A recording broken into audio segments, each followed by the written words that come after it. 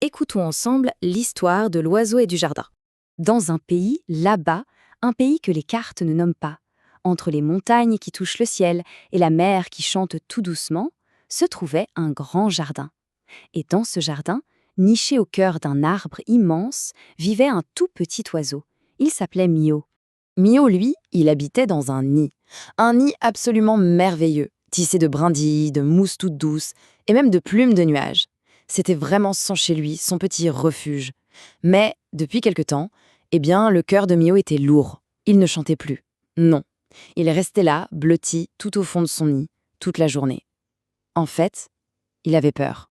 Et puis un matin, alors que le soleil peignait le ciel de couleurs toutes tendres, une vieille chouette est arrivée. Elle s'est posée sans un bruit sur une branche juste à côté. Elle s'appelait Nonna Stella. Ses plumes étaient argentées, ses yeux immenses et profonds, et elle portait un petit sac en tissu, rempli de trésors. Elle a regardé Mio longuement, sans rien dire.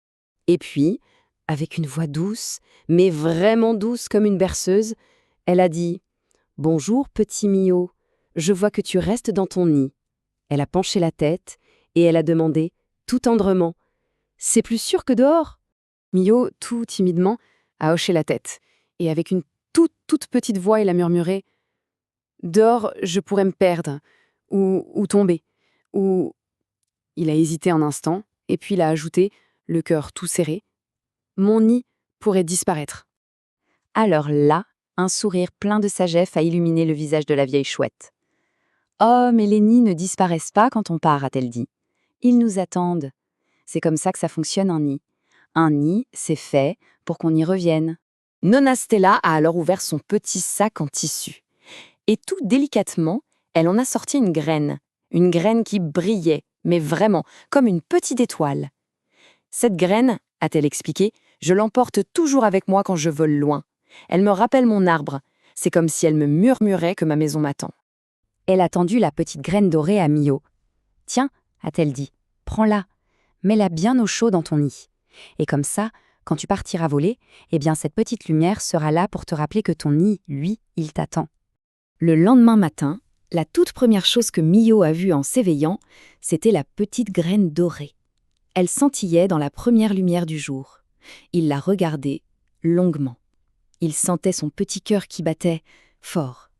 Il a pris une grande respiration, et puis, il a ouvert ses ailes. Elles étaient un peu engourdies, c'est vrai. Alors il les a secouées tout doucement. Et puis, il a battu des ailes. 1 fois, 2 fois, et puis 3 fois. Et là, il l'a sauté. Il y a eu ce petit moment de vertige, une toute petite chute, et puis ses ailes ont pris le vent. Et il volait, ça y est, il volait. Il a fait un petit tour, juste autour de son arbre. Puis il s'est retourné, et son nid était là. Il pouvait voir sa petite graine dorée qui brillait à l'intérieur. Son nid était toujours là. Alors, petit à petit, il a pris confiance. Il a volé un peu plus loin cette fois, jusqu'à la fontaine qui chantait au milieu du jardin. Il s'est retourné et il pouvait encore voir son arbre. Son nid était bien là. Le soir est arrivé et le ciel est devenu tout orange, puis violet. Mio est rentré chez lui. Il s'est posé tout doucement dans son nid. La petite graine était là. Son nid était là. Et à ce moment-là, Mio a compris, au plus profond de son petit cœur, que son nid, non, il ne disparaissait pas quand il partait. Il l'attendait, tout simplement. Et ça, c'était suffisant. Bon. Cette jolie histoire de Mio, elle nous apprend des choses, comme elle a appris à Mio, des petits secrets importants du jardin. Alors, essayons de voir ensemble ce que les paroles si sages de Nonna Stella voulaient vraiment dire. Le premier secret, donc, c'est celui du nid. Les nids ne disparaissent pas. C'est un peu comme notre maison ou nos parents. Le fait de savoir qu'on a un endroit sûr, un endroit où l'on peut toujours revenir, ça donne le courage d'aller explorer le monde, de s'envoler un petit peu plus loin chaque jour. Ensuite, il y a le deuxième secret, celui du vol. Les oiseaux, ils sont faits pour voler. C'est dans leur nature. C'est comme ça qu'ils découvrent le monde, qu'ils deviennent grands, qu'ils deviennent forts. Pour nous, c'est un peu la même chose avec le jeu, l'exploration, cette envie de découvrir des choses nouvelles. C'est vraiment nécessaire pour bien grandir. Et enfin, le troisième secret. C'est peut-être le plus magique de tous. C'est le secret du cœur. Ça veut dire que même quand on est loin des gens qu'on aime, on reste connecté à eux. Un peu comme Mio, avec sa petite graine qui lui rappelait son nid. On peut garder nos parents, nos proches, bien au chaud dans notre cœur. Et eux, Ils nous gardent dans le leur aussi. Et maintenant, si on parlait un petit peu de cette histoire, tous ensemble. Voilà juste quelques questions pour nous aider à commencer la discussion tout doucement. On pourrait se demander, est-ce que parfois il y a une petite part de nous qui ressemble à Mio?